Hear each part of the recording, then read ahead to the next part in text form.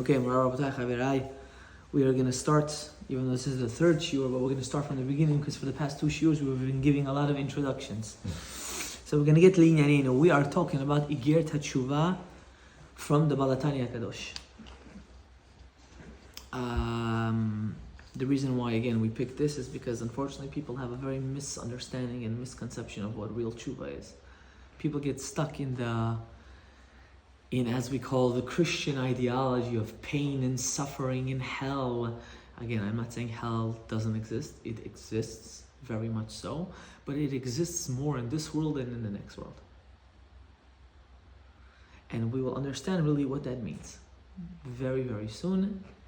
How that makes sense. Does it have to do with superficiality? It has to do with the fact that your brain is it creates its own feelings. So when a person lives bilbul, he's in kafakela. When a person lives with depression, he's in kafakela. It's worse than Gehenna. Do you think depression is a real feeling? I think depression is a luxury. That's number one. Depression is a real feeling. You said a luxury. How is that a luxury? Because if when someone has no time, he's in survival mode. He doesn't have the luxury of just being depressed. Being depressed is a luxury. If you have the time to contemplate and to tell yourself, my life sucks so much, I don't want to do anything, that's a luxury. So let me ask you this, Rabbi. Let's just say somebody at home. I don't see that as a luxury. Think like that. Because your level of responsibility is very low. As your level of responsibility goes higher, you'll realize that you don't have time to... have feelings. You don't have time for it. Yeah. You understand? Right now, you're a free bird in essence. You're not. I know your life. But in reality, compared to others that are married, family, you're a free bird. Because when things just need to be taken care of, you can't just sit and say, whatever, blah, blah, blah. So question, when that person becomes free all of a sudden, what happens to them? No, there's no such thing. You don't become free. Let's just say the person went through something traumatic. Okay. And they didn't have a chance to fully process it. They're fully okay. Like nothing happened because they're busy. They keep busy. They're moving on. Everything's good. All of a sudden, they have a second to think. They have a second to take that step back. What happens to that person? He crashes. Explain what you mean by crash. Because he never actually contemplated what happened. He substituted pain with other things. Okay. That's why HaKadosh Baruch Hu says there are 7 days of grievances. But is it actually 7 days? It's 7 days of mourning. We mourn for 7 days. Past 7 days is already, you're overdoing it. I hear that. That makes sense. But HaKadosh Baruch Hu wants you to mourn for those 7 days. What? For why else do we have Shiva? Just to sit and then do nothing? He wants you to get it all out of the system. Because if it doesn't come out of the system, what happens? It stays inside. And if it stays inside, it bites you later in life. Yeah. So that's why when someone does go through pain, it's okay to show your feelings. But society, at least the old-fashioned society, is what? Like leave the feelings for the garbage. This society is totally the opposite. Only show your feelings.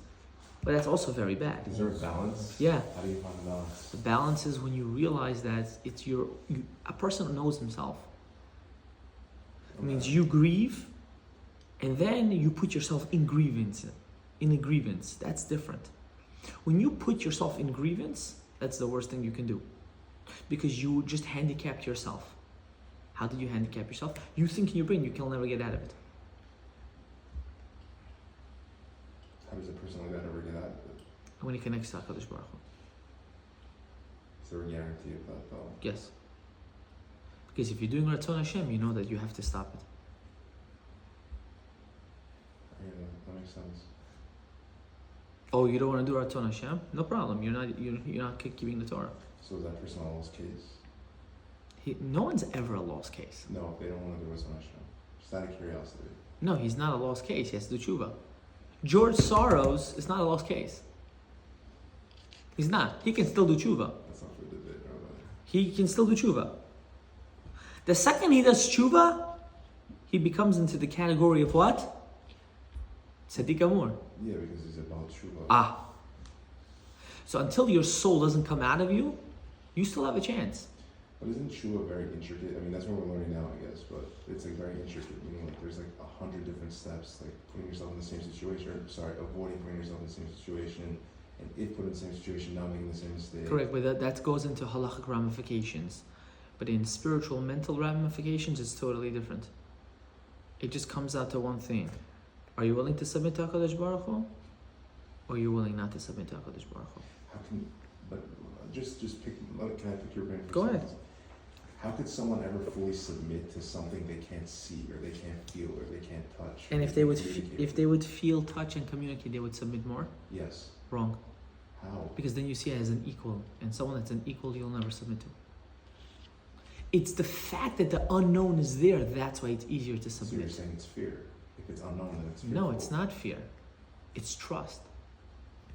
Trust is formed from fear usually, initially. Not necessarily. Not necessarily. Well, I initially. disagree. Like, so why do people fear authority? They trust the authorities to take care of things, but they Not also fear them. necessarily. They don't trust authorities. So They when- fear the authority because they're scared of the backlash. But when someone has a problem, they call 911, for example, right? Correct, because they know 911 is going to help them. But people also fear the police sometimes. Correct. So how can you have one and not the other? Aren't they mutually? They're not mutually exclusive. When the person calls 911, why is he calling 911? Because he needs help. Is he scared of the help? No, but he's also scared in different situations. Depends on the situation. But he's not scared of the help. He's scared. That's why he's asking for help. But he's not scared of the help. No, There's my answer. but in a different situation, let's just say there's a random road stop, like with the immigration that's going on right now. Correct. People get scared. They don't know why they're getting stopped. They get a little fearful. Your heart skips a couple beats, get a little tachycardic or whatever it is, and Correct. you don't know what's going on. So why are you all of a sudden scared of the people Because who are it's initially helping you? No, it's not help at this point. It's because you did something wrong and you know they're out to get you. So is God like that then? No, that's exactly the point. He is not like that. Okay. I agree with you. I just wanted to pick your brain on something, just a theory. He's not like that. He's avrachum. He's full of mercy. He's minahel this world with full of compassion. So then why do the Mabul with Noach? Why do all those things? Why the Holocaust? He says that he's gonna like turn his face one more time after the Noach thing, and then people thought that was the Holocaust or something. You know the Spanish Inquisition was tenfold worse than Holocaust? So why doesn't people talk about You know that? because we don't have it recorded with videos. You know the Khurban Beit HaMikdash So why does he let these was things 10 happen? times worse than the Holocaust? So why does he let the things happen? Because we need sometimes to be put in check. So if you're The saying he's problem like a is we're parent- taking everything personal. No, I'm not. I'm just picking. your brain. I'm telling you, we're taking God's action personal. Okay. It's not personal. It's like when a kid runs to the street. What does the father do? He runs after the kid. And then what does he do after that? Well, it depends on what kind of father. He gives it to him over the head, regardless which father. You're not gonna sit with your son that's running over the street and there's a bus coming. Don't do it, my love. You see the bus? You're gonna get a frost in his face. Why don't you see? Fathers, right? No, whatever. Whoever the thing is, at the end of the day, you take your son and you say, look at this. What's that? You're gonna die right now. Chas v'chalila. That's true, but there's also a right way of doing chinuch, I think. Correct. No one's saying that, but who said that at that moment that's not considered the right chinuch? Oh, your feelings don't. Torah doesn't talk about feelings. So then how does the Torah not talk about feelings when we all have feelings? Because our job is moach shalet al halev, that the brain should overcome the feelings. We're not animals. Animals have feelings. So we shouldn't have any feelings. I never said that. Okay, let's get into it. That's what I didn't say. But you kind of implied it a little No, bit. I said moach shalet al halev. That means your feelings are only geared for God and nothing else. Not for your wife. God wants you to have feelings towards your wife. Does God want you to have feelings for another woman besides your wife? No. So you're saying, but that's a satan at that point. Forget that, but it's still a feeling. I'm sorry, I feel like this became a one-on-one conversation. No, listen, if it's making you, So if the feelings are based on what God wants, then regardless to who the feeling is going, it's based on who? HaKadosh Baruch Hu. But if it's based on my own self, then I'm not any different than a dog. No, I agree with you. Is that what we're learning in this, or? We're gonna get there. Okay. Let's go. Let's get into it, baby. Tanya Besof Yoma. At the end of Masahad Yoma, there is a Braita. What does the Braita say? Shlosha chilukei kapara hem utshuva im kol echad. There are 3 distinguished processes and categories of atonement. And for all of them, you need to do what? You need to apologize. What are these 3 different categories that we're going to be talking about? Mitzvot aseh, mitzvot lo ta'aseh, and hayav mita b'dei shamayim and karet. These are 3 categories. Why do they why are they broken up into 3? Because the forgiving process is broken up differently for them. Why? Because the hashpa'ah of those mitzvot aseh and lo ta'aseh are also different. Can you say 3 again? You said Mitzvot aseh, mitzvot to do, mitzvot lo ta'aseh, things you shouldn't do, and chayav kritut or mitat beidin, if you're obligated karet, Rahman al-Islam, or mitat beidin bidei shamayim, if you're obligated a death penalty in heaven. Like eating chametz al matzah, eating on Yom Kippur. What if a child doesn't? Is he? No, he's a child. Once you hit bar mitzvah, it's a different ballgame. Okay. Or 20. going into the Azara, right? We can't go into the Beit HaMikdash now. It's karet or tameh. Or all the isurei biot. You can't live with your mother. You can't live with your wife in nida. Karet. How about not honoring your parents? That's not karet. You're going over isur lo ta'aseh and a mitzvah ta'aseh. You're doing it both actually. I know the famous Bukhari mitzvah, kivud avoim. No, because if you do it, you live long. So Yeah. assuming if you Arichut don't do yamim. it, Correct. Yeah. But we're not doing it to live long. obviously not. I'm That's saying do it for the mitzvah. Correct. Avar al mitzvat aseh. If someone transgressed, he did in a avera on a mitzvat aseh, v'shav, and he did teshuvah on it, eino zaz misham ad shemochlin lo, which means what? The second he does teshuvah, he doesn't even need to move. He's forgiven on the spot. On the spot, you missed tefillin. You didn't put tzitzit, you didn't do lulav etrog. All these things, if you do tshuva, right away you get forgiven. But it's not so simple, Rabbi say. It's not just forgiven, not forgiven. Shvaya, shvaya. But they didn't even describe what teshuva is. They just... 1 second, we're gonna get there. First we have to talk about the different categories. What are we doing tshuva for? What is tshuva? How can I give tell you what tshuva is if I don't know what I'm doing tshuva for right now? Because the process for all of them is the same, but with a tweak. Okay. Avar al mitzvah lo ta'aseh, if he violated a mitzvah lo ta'aseh, transgressed something that you're not allowed to do, like kas, being angry. Kas is a isur, you can't get angry. V'shav, and he does teshuvah. Teshuvah tola, his teshuvah is hanging. What does it mean it's hanging? That means it's there, you did teshuvah, but the kapara, the forgiveness, happens only when? On Yom Kippur. Yom Kippur is mechaper. Yom Kippur forgives it.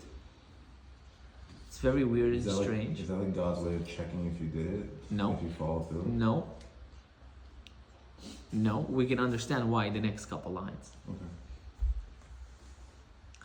Pirush. After we're going to say the next couple lines, I'm going to give you a whole explanation. דאף על גב דלעניין קיום מצוות עשה גדולה שדוחה את לא תעשה, that even though a mitzvah עשה has a preference over a mitzvah לא תעשה, even though so, היינו, משום, how is this even possible? How can a mitzvah aseh have more preference over a mitzvah lo ta'aseh? Haynu mishum, because שעל ידי קיום מצוות עשה, by doing a מצוות עשה, ממשיך אור ושפע בעולמות עליונים. When you do a mitzvot aseh, what you're actually doing, you're bringing down godliness to this world. I'm going to explain to you what that means. Meharat or Ein Sof Baruch Hu. Meharat or Ein Sof Baruch Hu, from the light mamash of the Ein Sof. Now let's break down mitzvot aseh and mitzvot lo taseh. Do we have lights? Yeah. Is the lights in the room stagnant? Yes. Now let's say I have a hard time seeing with this light and I bring an additional light. Okay. What's going to happen? It gets brighter. It gets brighter and maybe I can see better. Mitzvot lo ta'aseh is like the light in the room. The energy is always stagnant. By you not doing a mitzvah lo ta'aseh, by you refraining from doing a lo ta'aseh, automatically, refrain, that means you're not doing, what happens? You allow everything to stay in its place. When you transgress it, what happens? You push the or that's already existing. That means there was a gilui and you push them away. But by a mitzvat aseh, the or never existed to begin with. And it's your job when you do mitzvat aseh. What are you doing at that spot when you do a mitzvat aseh? You're actually bringing a gilui elokuta, or down from there to you. So when I do teshuva for a mitzvat aseh, what am I actually doing teshuva on? I'm saying sorry that I didn't bring down the light. But a mitzvah lo ta'aseh, I have to make up the light that I pushed away. Since I have to make up the light that I pushed away, only Yom Kippur can fill in that void. So now your understanding of mitzvot aseh and mitzvot lo ta'aseh just changed tenfold. Why? Because one is bringing, and you're asking for forgiveness for something you didn't bring, so there's really nothing that's missing. And the second one is pushing away something that already existed, and now that I pushed it away, I have no way of bringing it back. Now our understanding of doing mitzvot goes to a different level. And I'm going to repeat it very short because more chaver just came. When you do a mitzvat aseh, when you when you sin and you don't do a mitzvat aseh, for example, tefillin, mezuzah, tzitzit, lulav, etrog, all these things are mitzvat aseh. When you don't do it and you do teshuva, right away you get forgiven. When you go over a mitzvah lo taseh, for example, not honoring your parents, not showing kavod to your rabbeim, being bekas, breaking Shabbat, right? All these things, what do you do? If you do teshuva, your teshuva exists, but you're not forgiven until when? Until Yom Kippur. You need Yom Kippur to come and to forgive you. Now let's break it down. Why? When you do a mitzvah to do mitzvot aseh, what happens when you do the mitzvah? You're being mamshich or ensof to you. You're attracting godliness to you. When you don't do mitzvah when you go over a mitzvah lo taseh, what are you actually doing? You're saying, God, you don't exist. I exist now, and I'm pushing you away. For the light that you pushed away, only Yom Kippur can bring that back.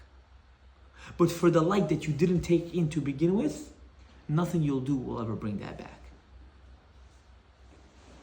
That's why the tshuva of a mitzvah aseh is so much more easier than a tshuva of a mitzvah lo ta'aseh, because the damage you do is greater by going over the not to do's than the damage you did for the do's.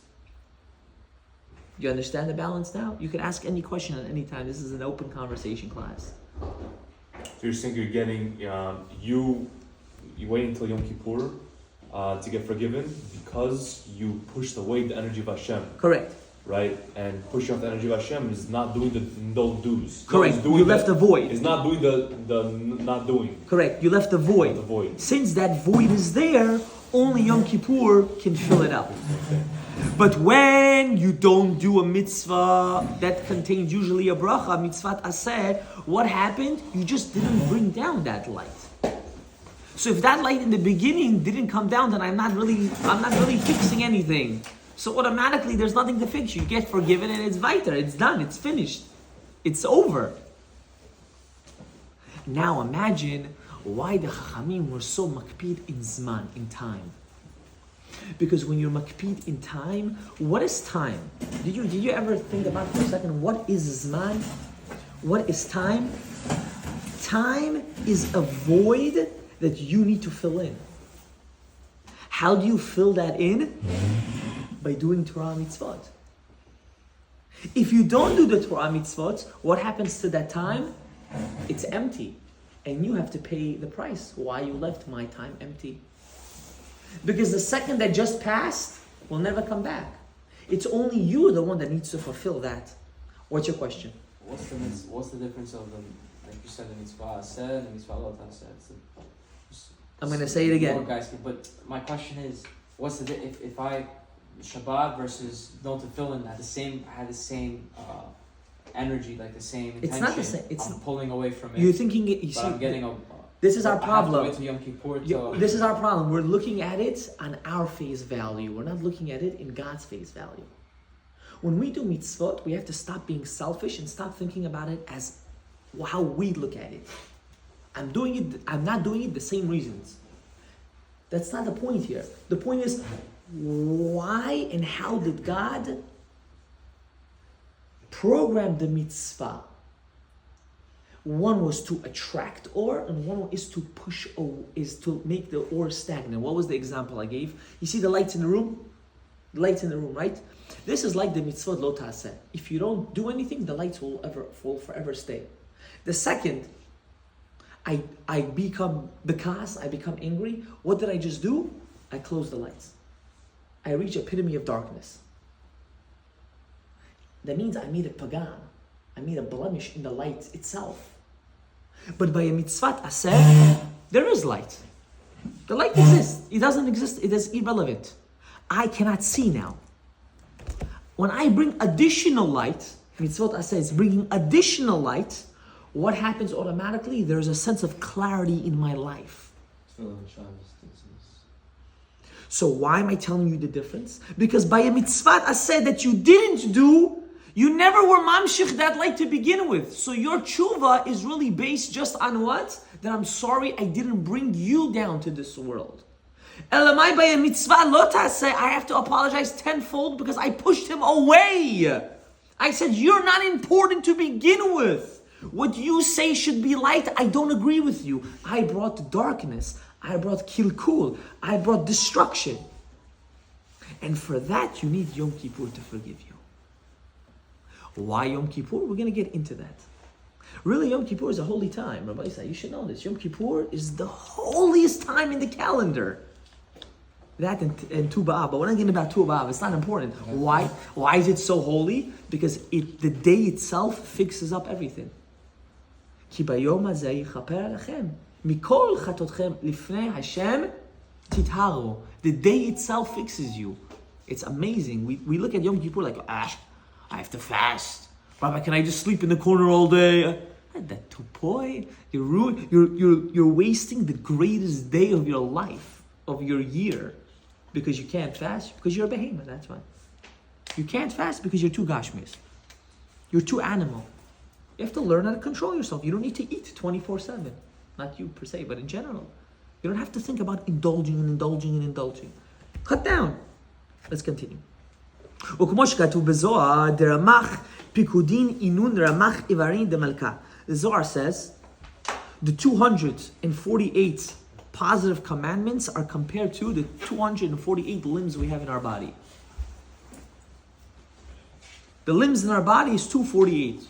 What does each limb correspond? A different mitzvah. It used to be, they used to go to a Navi, used to go to a prophet, used to go to the prophet and say, listen, Habibi, I have a problem with this part of my body. He used to say, you're lacking in this mitzvah, go do this mitzvah, do teshuvah, you won't have the problem anymore. Through your sickness, they would know what mitzvah you're lacking in your body. How nowadays does that work? Nowadays, we don't have prophets. And the answer is yes. There are a couple of books, I have them at home, that it maps out the human biology, and through the human biology, it says it connects each mitzvah to a different part of the body, and if you meditate and do tshuva and be more invested in those mitzvot, automatically you get a sense of refuah. Did I ever personally try it? No. So there is a sefer like this. There are couples farm, yeah. There are couples farm. Come to me, I'll show you. וגם על נפשו האלוקית, כמו שאמר, אשר קדישנו במצוותיו. What happens automatically? Now let's break it down. We have two souls. We have two souls. We have a godly soul and an animal soul. What does that mean? We hear this all the time by speakers and speeches and everything. And lamaisa tachlis, what's the animal and what's the godly? The animal soul is what every human being, both Jewish and Goy, have. That allows our body to function. Our hearts, our blood, and so on and so forth. Our ta'avot, our desires come from our animal soul. Our godly soul is stemmed in our mochin erin kedeshin, is in our brain, which allows us to have that pull and tug of war that we have every day. Do good, don't do good. Wake up to minyan, don't wake up to minyan. Say shema, don't say shema. Bitza noah, not bitza Goyim noah. don't have that? Say baracha achrona. I never saw a goy that I ever thought about going to have that fight. A goy is a robot. We're also considered a goy. I just want to let you know that. But in this reference, we're called goy kadosh. We're called a goy kadosh. We say it in slichot. Goy kadosh. Goy means a nation. Because I know I'm going to post this video. All the goyim are going to say, "Oh, why are you making fun of the goyim?" We're also goyim. Don't worry. Have no fear. We're on the same boat, my friends. Right? But what's the difference? To run to do elokut, to run to do good, only a Jew has. What do you mean? You see goyim building avodah zarah and they're doing also. When a guy does it, they do it for recognition. When a Yid does it and he works on himself, he doesn't care about recognition. Only a Yehudi can do that. To do things not for recognition. A goy in his etzem always wants to be, I did it, I donated, put my name on that wall, put my name on every chair, this was donated by this Isha, this was donated by this Chayvon, this was donated by this. Why? Sometimes you go to shul, I feel disgusted. Even the clock has a donation. Yeah, Habib, the stick of the clock has a donation. Why are we going the way of the goyim? Okay, they tell it because it makes people chizuk, they should want to donate more. Where's the humbleness? You're doing it l'shem shamayim. This is Beit Elokim. Imagine going to the Beit HaMikdash, donated by the Rabinovich family, donated by the Kanchora family, donated by this family. The Beit HaMikdash didn't have that. People would give b'shefa. They would just give. Why? Because Beit Elokim, this is God's house. God's house is the house for who? For everybody. Yehudi or Goy, it doesn't make a difference. Now, when we do teshuvah, we go up and we go up in levels that are beyond understanding. Why? Because we're actually going back in time. And that's what we're going to start talking about right now in a bit different tangent. But before that, when you do a mitzvat aseh, what happens? You can only get more spiritual, bederach klal, when you do mitzvot aseh, over more so when you do mitzvot lo ta'aseh. Why? To control your anger, when someone controls their anger, for example, what happens on the spot? His spirituality level goes up, but very, very minimal. But when a person wants to put on tefillin, and he says, I want to understand why I'm doing this mitzvah. Not doing avirot is very understandable to us. I know why not to get angry. If I get angry, I'm gonna be someone not normal. But to put on tefillin, you have to contemplate. You actually have to meditate on it. I'm putting a leather box on my hand. What am I doing? How am I doing it? Why am I doing it? Automatically, everything changes in your brain. Because when you start to think, tzitzit, why does the tzitzit have so many strings? What are all the knots? If you count it, it comes at taryag. You're holding the whole mitzvot on your body while you're walking. That's why it's a shmirah, and so on and so forth. You start to think different. Comes and says, when you do mitzvah aseh, what do you say? Asher kiddishanu. This kiddishanu b'mitzvotav. What are you actually telling yourself?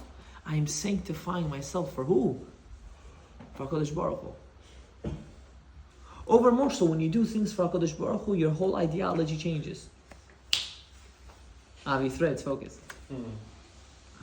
What happens automatically when you're doing something for HaKadosh Baruch Hu? What happens? You elevate that mitzvah. Not only do you just elevate the mitzvah, you elevate yourself. yourself. You'll get a greater feeling if you see a guy that's a ben Torah that can barely pay tuition, and you go and say, listen, come to me. I want to get you a suit for Chag. It's on me. More so than a guy that's sitting in 110th Street and orders from you 15 suits and you double charge him. Why? Because what just happened? You did the mitzvah of chesed, and you know you fulfilled that person with one suit that you did. It will make you feel so much better. But, ya habibi, a guy ordered 15 suits from you. Wow, right? No. And Isam pas al zeh. I don't care about it. Why? Because you didn't add godliness to it. HaKadosh Baruch Hu wasn't there in the action. Elamai, that guy, forget about if you agree with his way of life or not. We're not talking about that. The guy's ani, he's a marud. He's poor. He's wearing the same suit from his chatuna. Yeah, but they want that. They don't want luxury. Forget about what they want. It doesn't make They're it. not going to even take it. There's a mitzvah to wear new suits on Right, Chag. but they won't take it. They're going to wear the same suit. No, there's a mitzvah to look presentable on Chag. I know, I understand that. But they're going to want the same suit. They want to be humble. You're They're such not a gonna take- tzaddik that you believe that. You're such a tzaddik. They want it. They want it. But trust me, they want it. They want it. Everyone wants a new clothes. Everyone wants to look good for Chag. Everyone wants to look good for Shabbat. There's no mitzvah on looking homeless. It's not a mitzvah. It's chilul Hashem, actually. A Jew has to look with a certain decency when he walks outside. He can't look like a schmuck. Self-respect, self-honor. That's what it is. Everyone needs to look like a ben adam. Aval le'inyan teshuvah. Regarding this part of teshuvah that we're going to get into, שמוחלין לו העונש על שמרד במלכות יתברך ולא עשה מאמר המלך מכל מקום האור נאתר. When someone sins, what does he actually do? What actually happens? What is he actually doing? Why? Pushes himself away from Hashem. Correct, but by doing that, what do? He shows that he doesn't care. You show that you're going against God. There's one thing about not knowing, and there's another thing, rebelling. A child that rebels against his father is the greatest pain. The greatest pain. When HaKadosh Baruch Hu sees that we're sinning in a rebellious state by not doing mitzvot, it's the worst pain. What's the halacha? Mored b'malchut chayav mita. When someone rebels against God, if right now there's a king, a Jewish king, and you go against it, Kill him. you're obligated to the death penalty, off with the head. So it could be every sin. The Balatanya says the concept of isurim, the concept of punishment, comes from what? It doesn't come because you did the sin. It's because when you sinned, you rebelled. Because every sin that you do is rebelling against God. So look how much more deeper it is. You think, oh, God's punishing me. He has nothing to do. He's up there in heaven with a pitchfork, says, death, punish, car accident, chas v'chalila. We're not Christian. We're not Muslim. We don't believe in this shtiyot. The punishment is coming from where? From ourselves. Because when we sin, what are we actually telling? We don't care about you, God. You mean nothing to me. So what's the whole concept of kapara? Kaparot? No, like when someone says like, oh, I lost this much money, kapara. That's they say that to calm themselves down. There's no concept What? of that? There is. The Gemara says that any yisurim that happens to you, it's a sense of What's it's it pain, Hardships. hardship. To the point the Gemara says, let's say you go into your pocket and you want to take out a nickel and comes out a quarter, that's also considered a hardship. Or if you go on your phone, you want an Apple Pay and instead it goes on your American Express when you want to really go on something else, it's a hardship. Don't get too excited about it, right? It happens. It happens to me all the time. Especially when I go to Eretz Yisrael, I press a card. American Express doesn't take percentage. Suddenly, you get the chase. They have to pay extra percentage, they have to, right? It bothers you, right? Same thing over here. Any yisurim that happens to you, it only happens because you are morit b'malchut.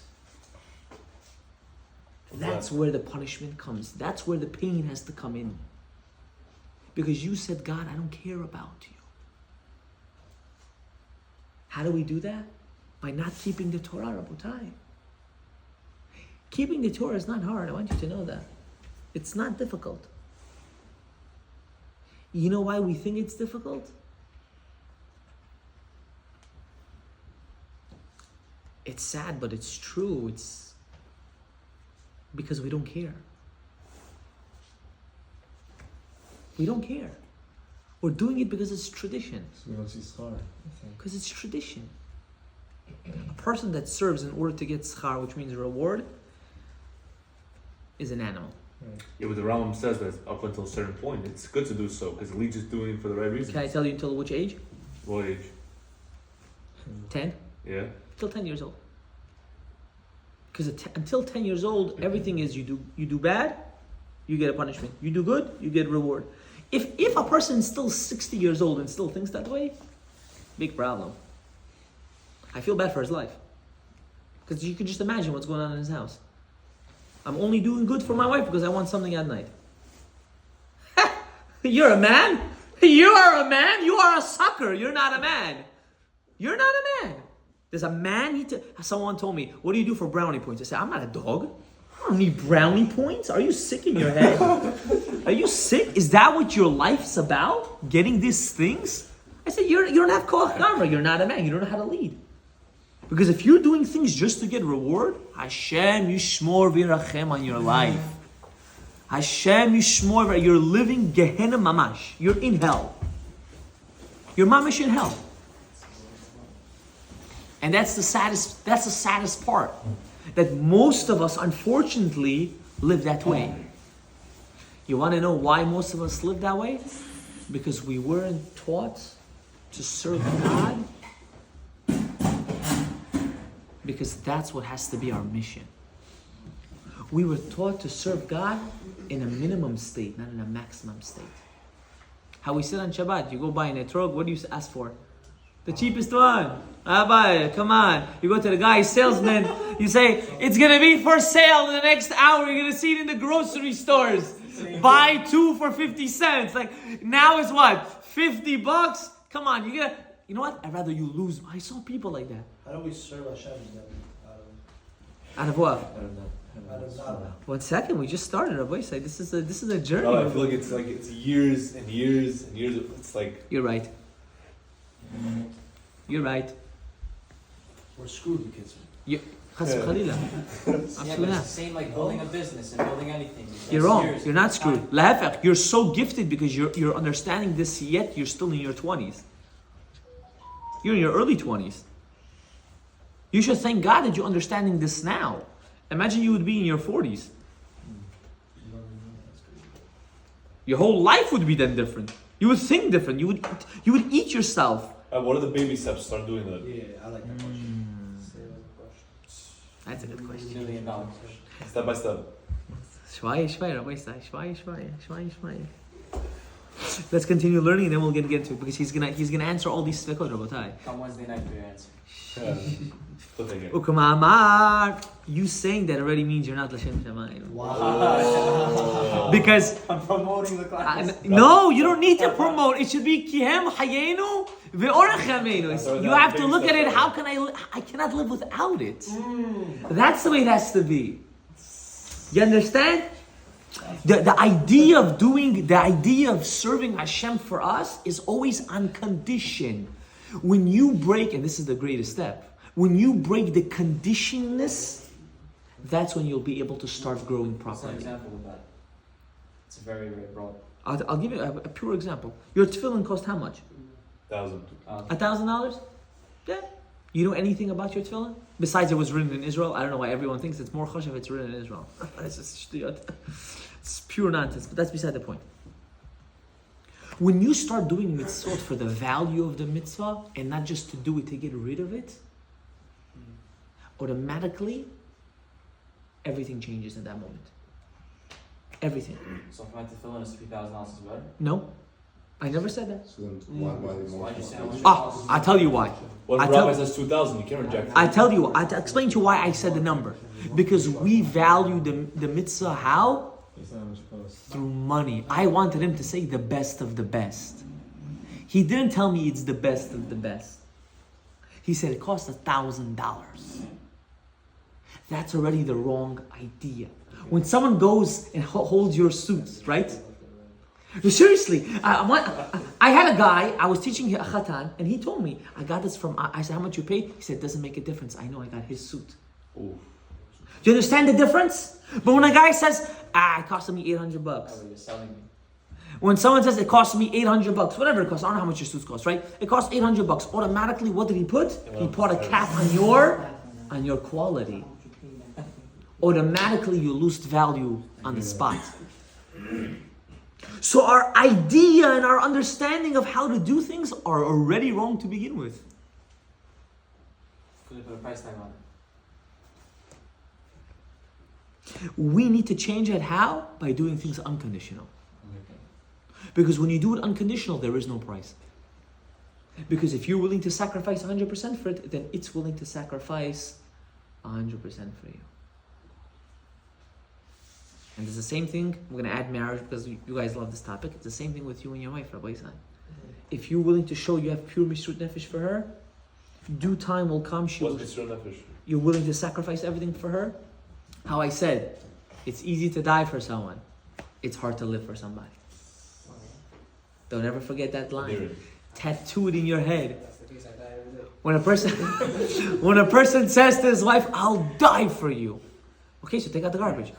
That's why I'll die for you, because I don't want to take out the garbage. Shtiyat. You have to say, I'm willing to live for you. Living means what? I'll break myself for everything that needs to be done.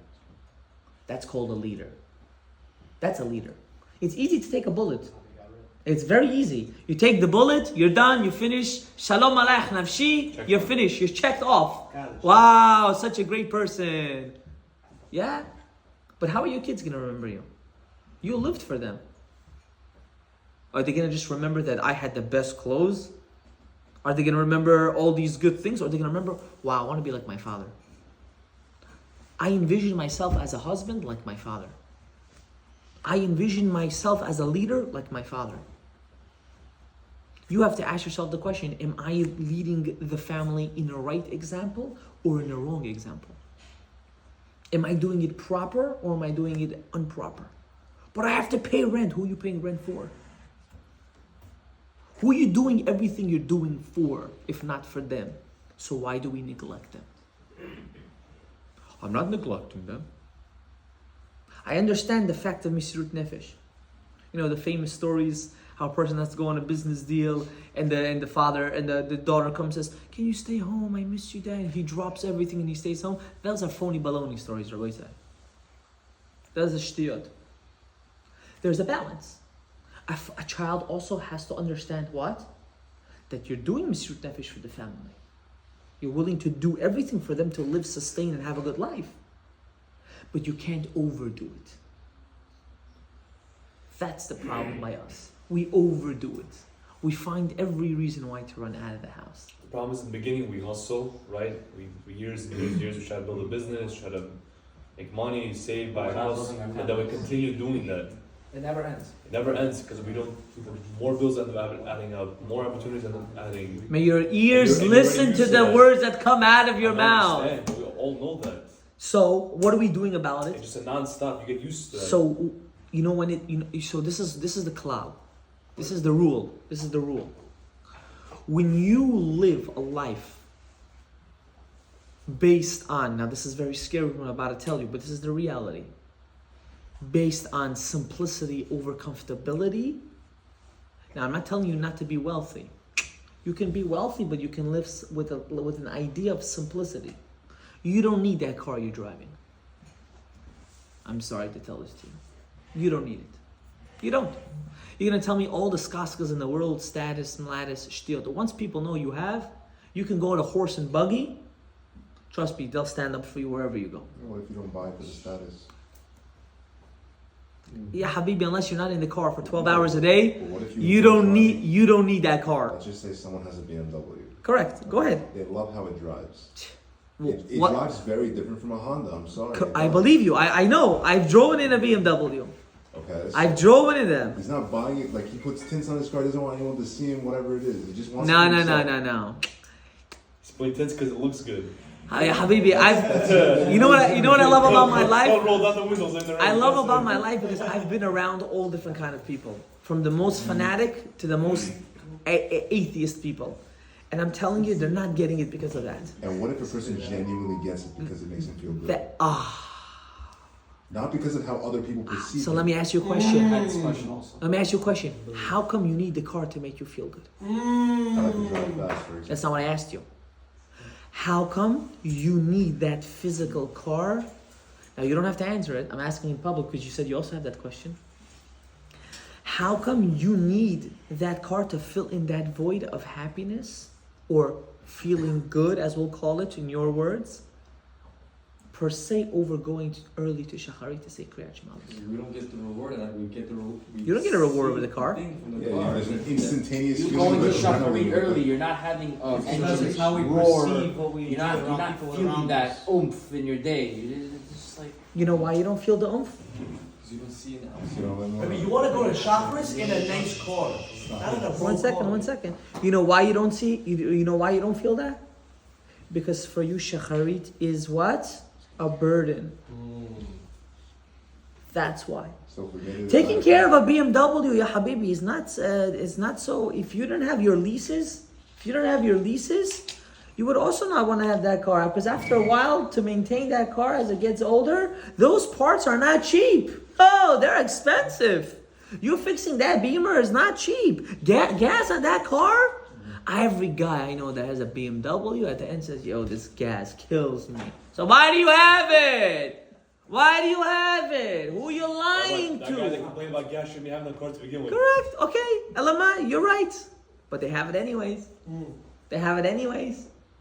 they're right. What if he doesn't They're So- behind 3 months on rent, but they have Yeah. it anyways. So, trust me, I know. So what's really the problem? There is a void. And you know what really that void is? Purpose of life. I'm sorry, but that's what it is. The void is purpose of life. But isn't it a man's job to go out and make money? Making money has nothing to do with indulging. You can't indulge. I never said that. So you can go on vacation, but you can't indulge. No, because a vacation, this is where indulgement becomes very dangerous. There's indulgement in order to continuously going on in your life. And then there's indulgement just because you want to indulge. That's an issue. Why? Because it never ends. What if you still do Torah mitzvot, masim? No. You still do it. You don't do Torah mitzvot. You know why you do the Torah mitzvot at this point? It's convenient. No. You have time. No. Because you're finding an excuse why you could indulge. And I explained to you. This justifies you with Correct. indulging. Oh, I love At that least thing. I do the Torah mitzvot. I found a vacation where there's kosher food. I found a vacation where there's a minyan. I'm not such a big shagitz. I'm not such a big animal. At least I'm a kosher animal. I'm a cow. I'm not a dog. What was the whole theory yesterday you gave about taking your wife on vacation? For her to Why? find- Why? Because she needs it. You don't need it? Forget about you right now. This is the problem. Forget about you. You don't exist.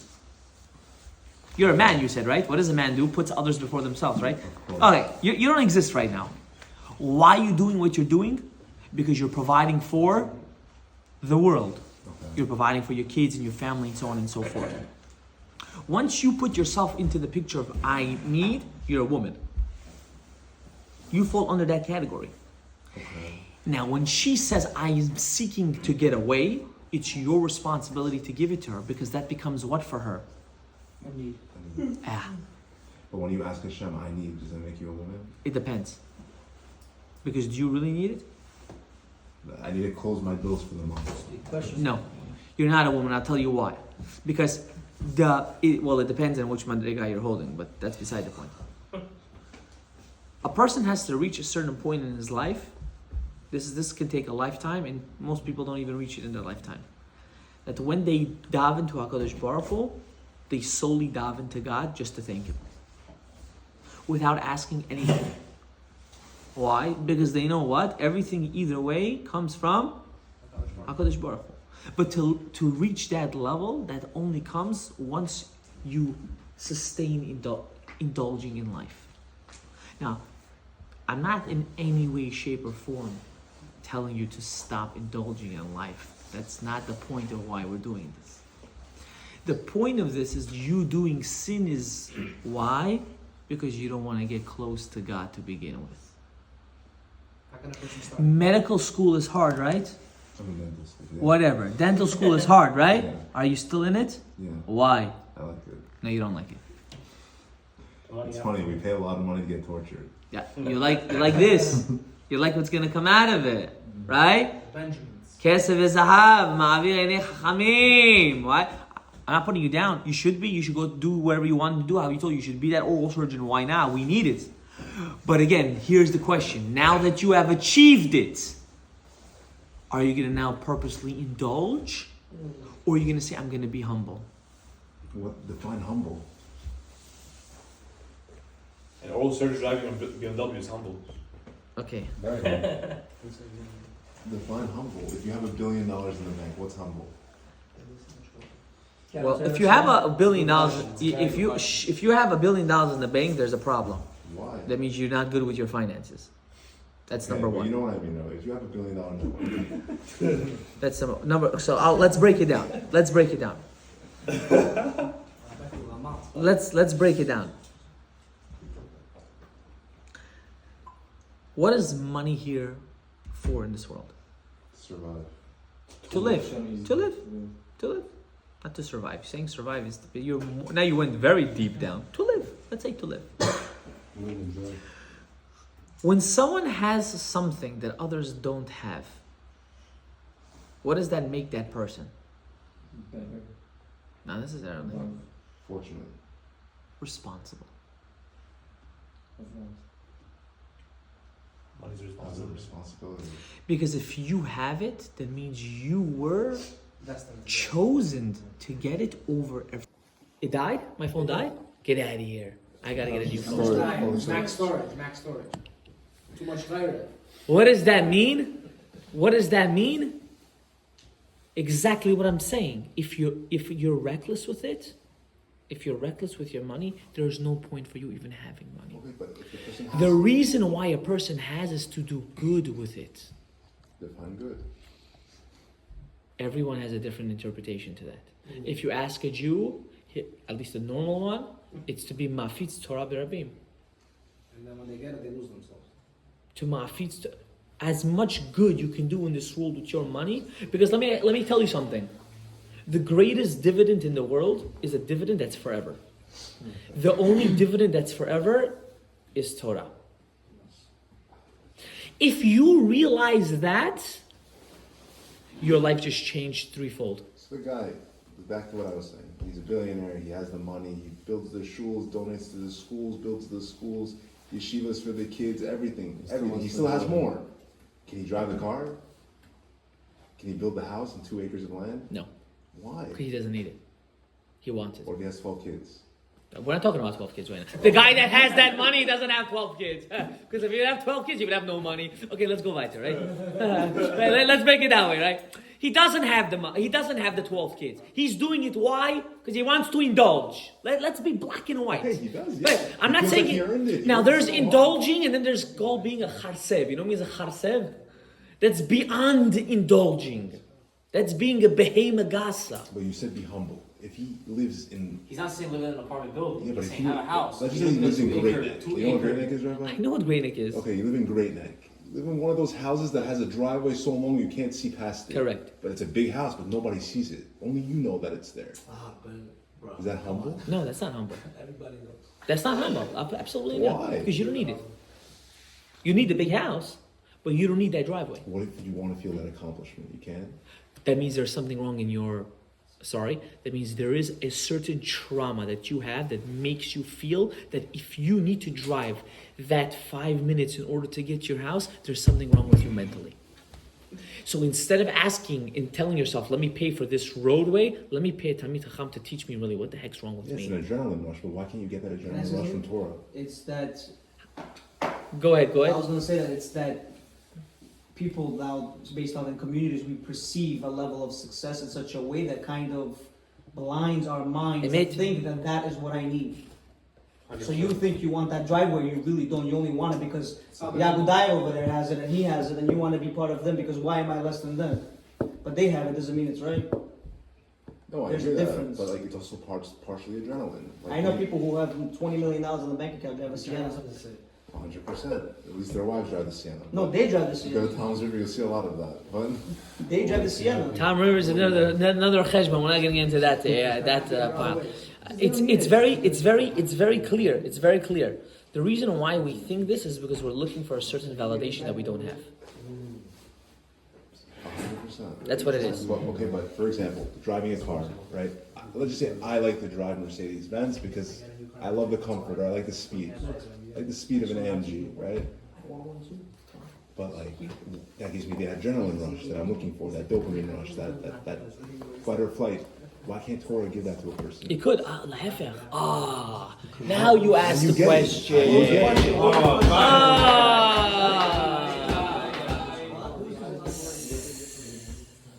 So I learned with a chabura. Maybe I shouldn't say this on camera, but I'll say it on Answer the camera. question. I learned a chabura of Chassidut with some guys in Lakewood. Now, if anyone knows any politics in Lakewood, you don't learn anything to do with spirituality.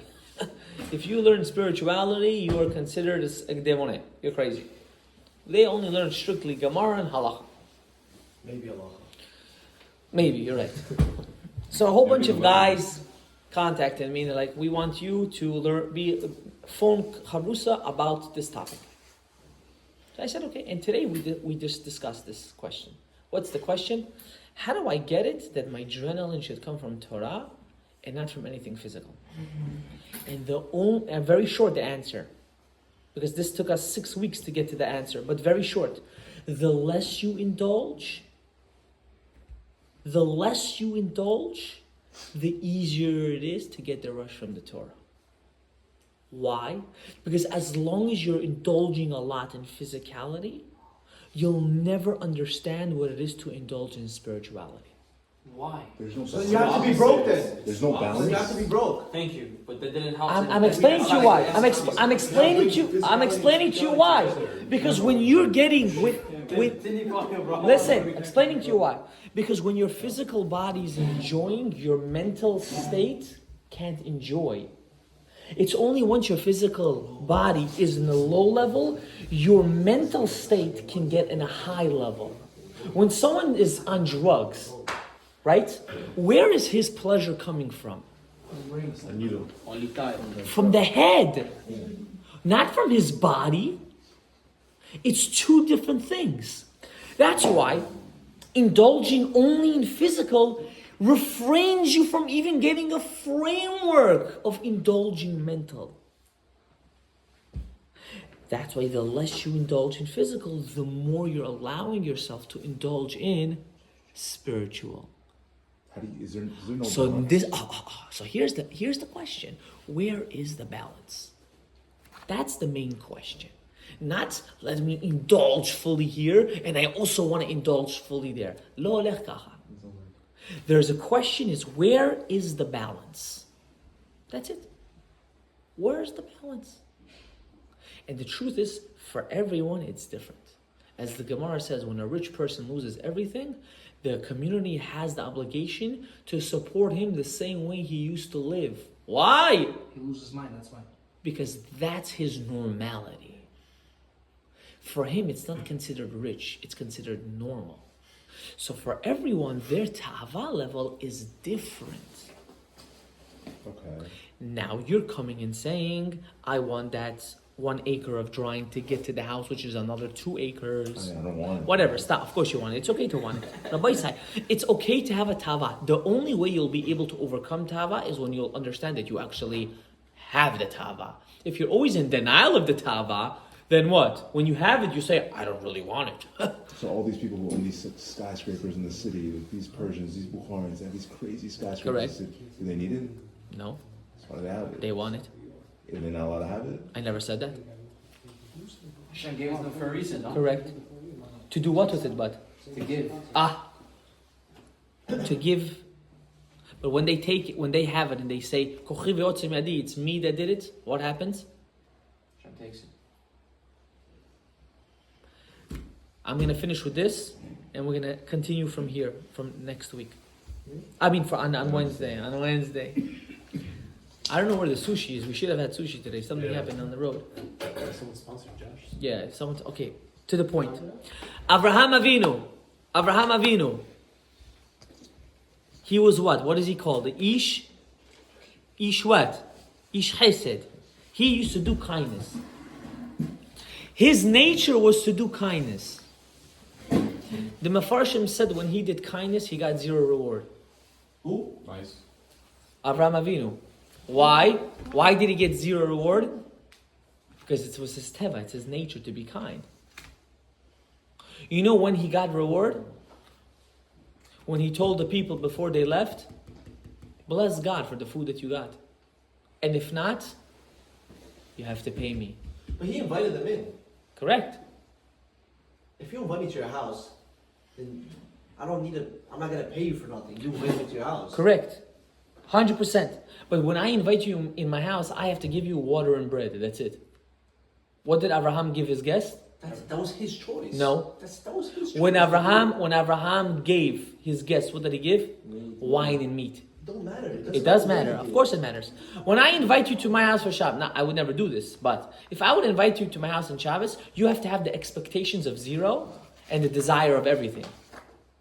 This is the problem with this generation. Our expectations is everything, and everything else is 0. It's because if I invited you, I wouldn't expect that. So No, this is Bukharian mindset. Throw that in the garbage.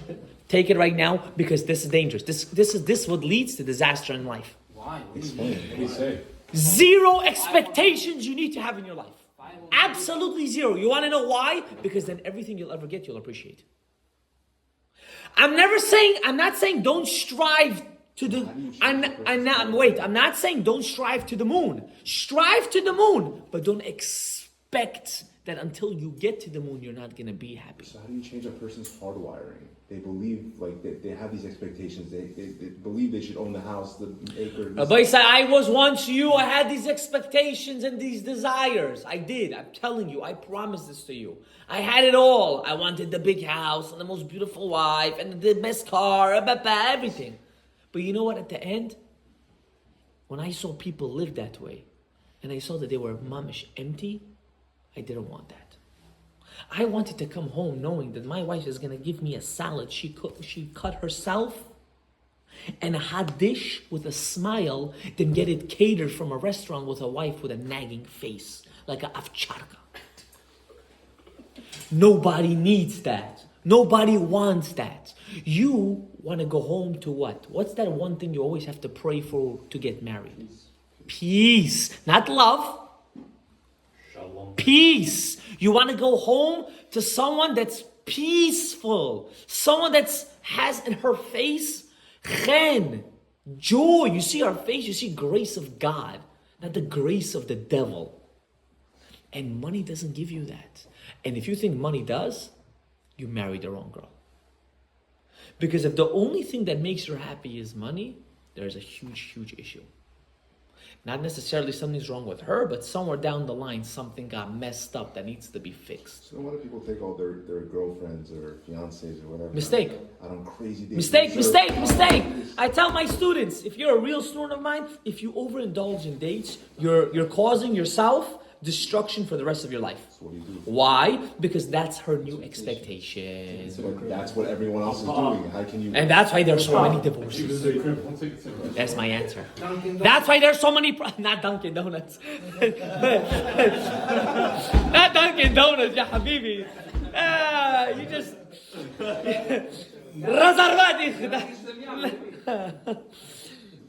Low expectation. Why? Everything then is appreciated. I don't believe in overindulging before you get married. I don't believe it. I also don't believe in being on the phone with her 24/7 before you're married. Once a week. He's right. Once, maybe twice. No, two times. She won't value your time. No, every day, not more than an hour and a half on the phone. Not even. Why? Why? Because she won't value your time. You heard what he said? She'll nag like a little. How come before we got married you always answer the phone? I'm working. You worked then before. Big mistake, Rabotai. This generation is the generation of two boys. Rabbi, I want to say one thing. It's his anniversary. He's here tonight.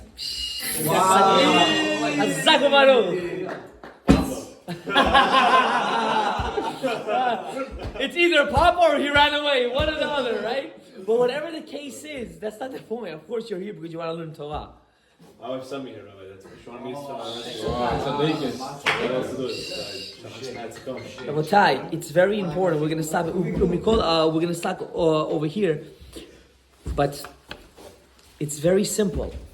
You want goodness in your life? It's time to work on our midot. The car, the adrenaline, everything. You know what adrenaline you only need to have? Well, if you don't have it, then we have another issue. But that's beside the point. We have another issue, and don't laugh. This is a big. People don't know. There's a big problem. A lot of people don't have adrenaline when they're with their spouses. You saying no, unfortunately, 80% of men have this problem. 80%? It's that big? You want to know why? It's not only me.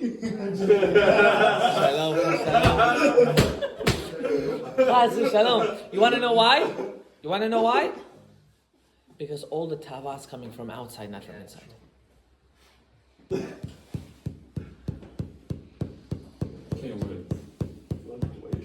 How do you change that? Now you're talking my language. What do you say? Now you're talking my language. Now that Rabbi, it's scared like you. he's saying you can't have a ribeye steak every night. You have to. If I give you a prime cut, But you can appreciate the salad like you appreciate the ribeye steak. That's the difference. Not necessarily do you need to always eat the ribeye steak, but you always have to pretend and feel that you are eating it. You have to appreciate the salad as much as the steak, he's saying. That's exactly what it The is. salad is the steak. You're so focused on what you're eating, you're forgetting the whole purpose of why you're eating. That, you're not there.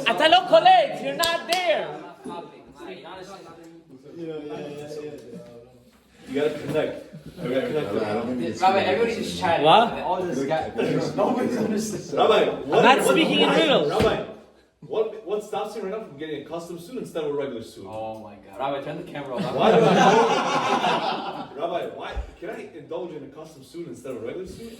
So he's not going to say anything bad, obviously. No, say it.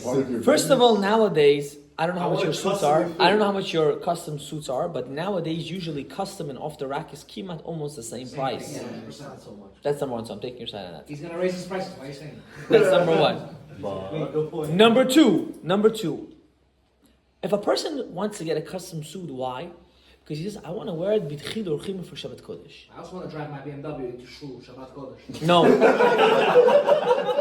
I'll tell you what the difference is. You ready to know what the difference is? You ready? When you drive the BMW, Okay, look at this donor. The car itself spits out what? BMW. When you wear a suit that was custom made, People always, Avi, David, it became a new thing like a car. when someone buys a suit, it doesn't scream $1 million. No, it doesn't. Somebody puts his face in the suit. If a person gets I know of a Rebbe that he buys his kids very expensive clothes, but he takes off all the stickers, the emblems, all of it. All of it. Wow. Rabbi, there's such a thing as a loud suit. Like if you get a wide lapel, peak lapel, double Yeah, peak but you get stitch, the off the rack 6 also. mm. No, if you get a 6 millimeter freaking stitch, you know it's an expensive suit. You can tell. Not everybody. You're already above. Color, These words are above my pay grade. This I don't know. I just know lapel, and that's all I know. You said 6 stitches, 7 stitches. No, there's like a. It's like I know. I got it.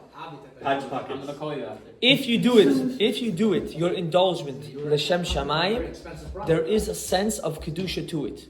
But if you overindulge and use l'shem shamayim as an excuse, that's a problem. Like what Shabbat, the suit is free. I'm not saying that. We're not talking about that now. But it is free. I'm not talking about that. Okay, Rabotai, we're done for today. See you guys on Wednesday.